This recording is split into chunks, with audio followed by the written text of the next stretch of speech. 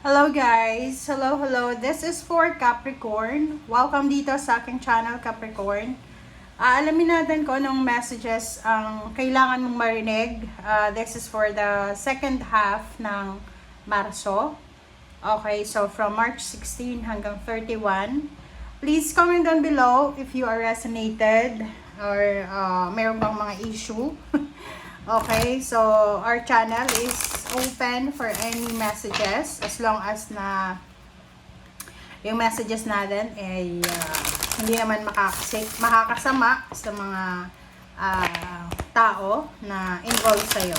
Okay, so iwasan lang natin yung paglalagay ng pangalan ng mga taong involved sa'yo.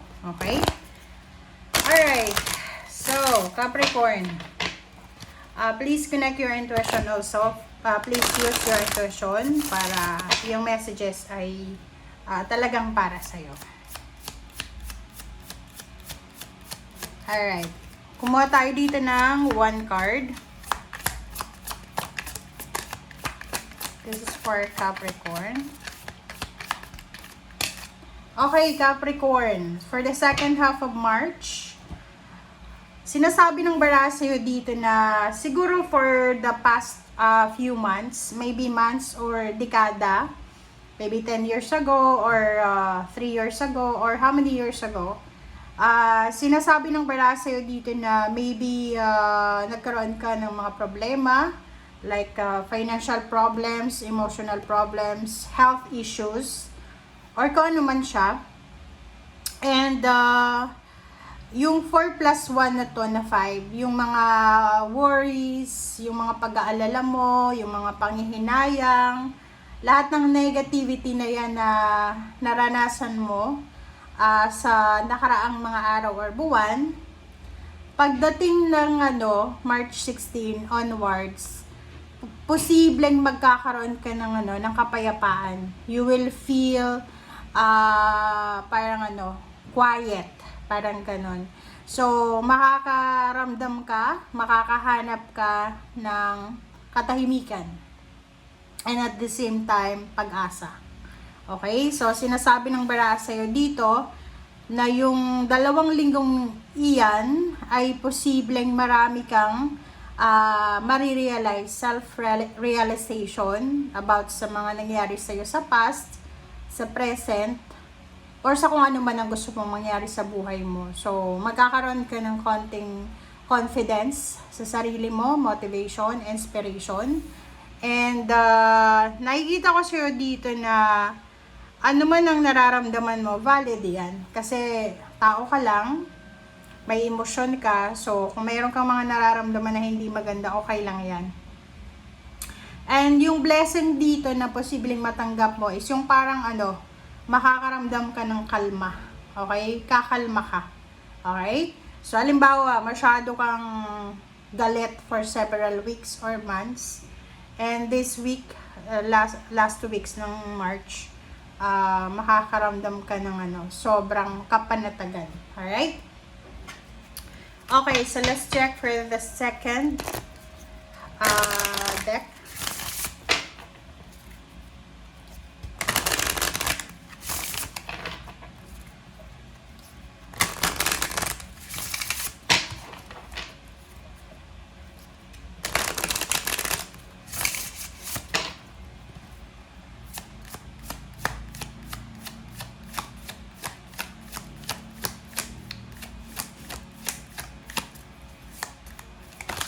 Alright. So, meron ka ditong 4 cards. 3 lang. Huwag natin kunin siya.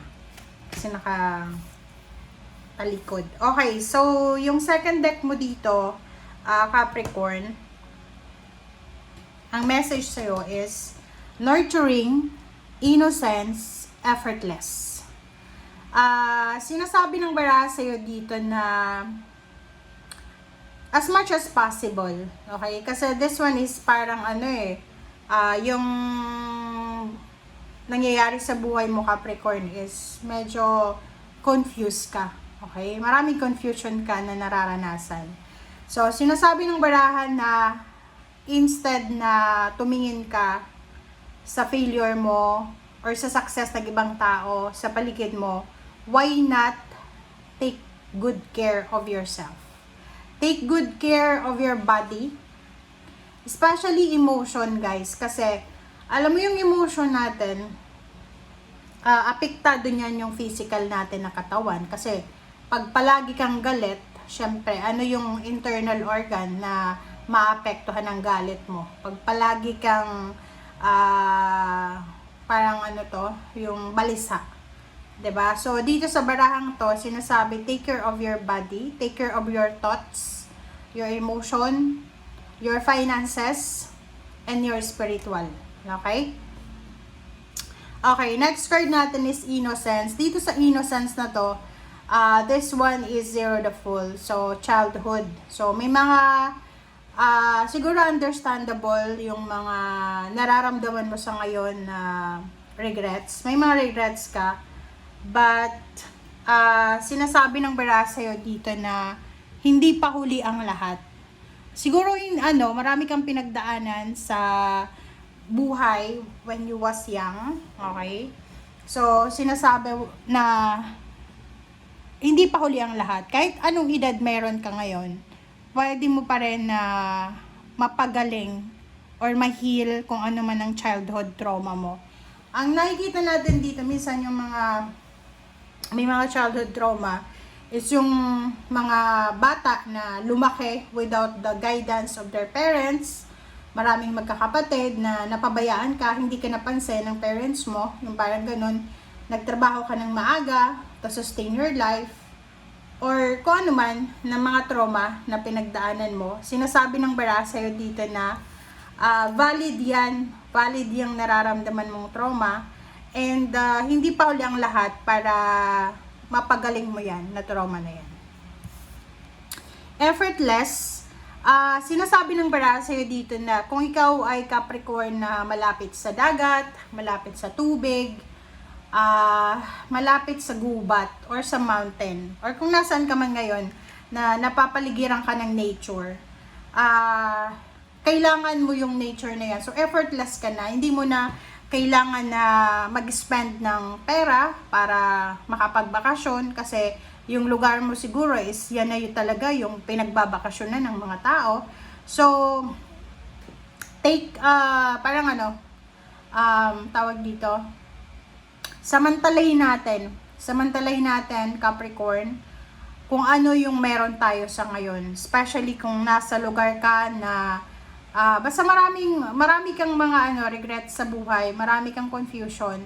Pero, kung titingnan mo, maraming tao yung nagwe-wish na sana naandyan sila sa sitwasyon mo. Parang ganun. Okay, so let's check. Ano pa ba?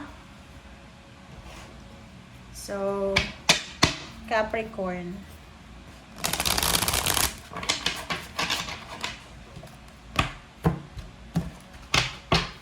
Okay. First card natin is Seven of Pentacles. I-confirm natin yan mamaya. Next is Ace of Swords. Wow. Ten of Pentacles. Okay. Queen of Swords. Ito na.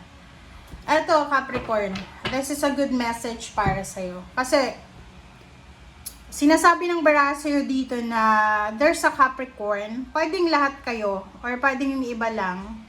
But, mayroon sa inyo, mangilan-ngilan sa inyo na you are waiting. You are waiting for some good news, confirmation, para sa direksyon na gusto mong puntahan. Like, for example, nasa probinsya ka, gusto mong tumira sa city, or gusto mong magtrabaho sa city.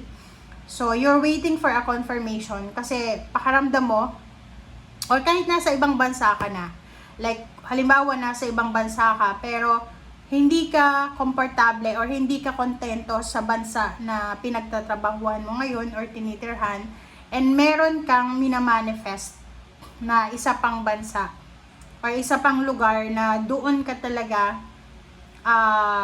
pakiramdam mo, yun yung pakiramdam mo, doon ka talaga asenso, doon ka magiging mayaman, doon ka kikita ng malaki, ganyan, ganito. So, sinasabi ng bara sa'yo na for the next 2 weeks, posible lang ha, posible na yung matagal mo nang hinihintay na job offer, yung hinihintay mong lump sum of money, or good news, ay darating na siya. Alright, so let's check. Para to sa lahat ng Capricorn. Okay, Capricorn, 7 of Pentacles. Ano ba tong hinihintay mo? Or sino ba yung hinihintay mo? Page of Swords, oh. So yun, nakikita ko sir dito na you're waiting for a communication, you're waiting for a chat, for a call, or you're waiting for something na yun yung magiging go signal mo by the end of March. So parang, ang 2 linggong ito ay sobrang balisa. Balisa ka kasi excited ka sa darating. Pero parang sinasabi ng barahan na you need to wait kasi wala pa talaga. Oh. Nakikita ko sa'yo dito, Ace of Swords and Ten of Swords. Sinasabi ng barahan sa'yo dito na siguro marami kang kaaway or marami kang kompetensya. Kung may negosyo ka, sinasabi ng barahan sa'yo, marami ka sigurong kompetensya or sa trabaho, maraming naiinggit ba sa'yo or basta marami kang mag-isa ka lang ata. So, nakikita ko sa'yo dito na you're waiting for a good news about sa mga taong nanakit sa'yo. So, parang, like, for example, you are connected to someone na may connection din doon sa mga taong kinaiinisan mo. So, kung makikita mo dito, sinasabi ng barahan na you are waiting na may masamang balita na darating laban sa kanila. Parang ganun. Di ko alam kung bakit ganun yung message mo.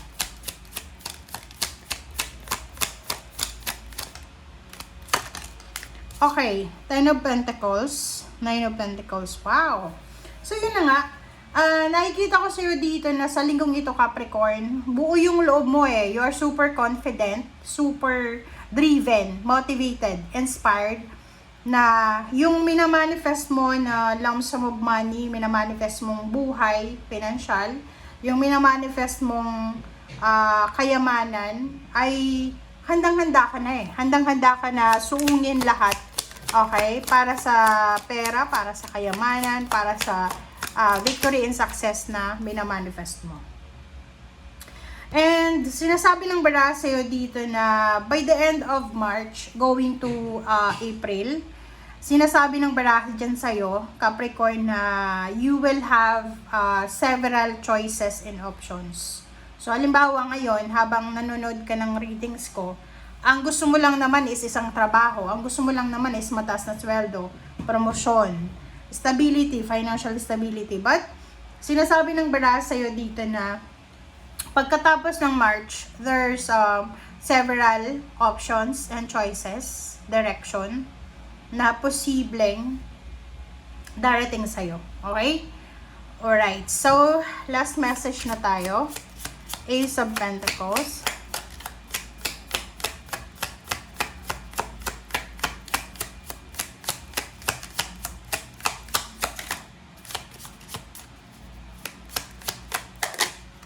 Alright. Ace of Pentacles is Emperor. Wow! Okay. So, sinasabi ng bara sa'yo dito, Capricorn, na after your heartbreaks, after your financial loss, possible na may mga tao dyan na makakatulong sa'yo. Powerful connections. May mga tao dyan na, like, halimbawa, mapera sila, mayaman, may sariling kumpanya, there may be someone or institution or agency na posibleng makakatulong sa'yo para makahanap ka ng trabaho, para ma-promote ka, para i-recommenda ka or ganito ganyan. Alright? So, thank you guys. Bye!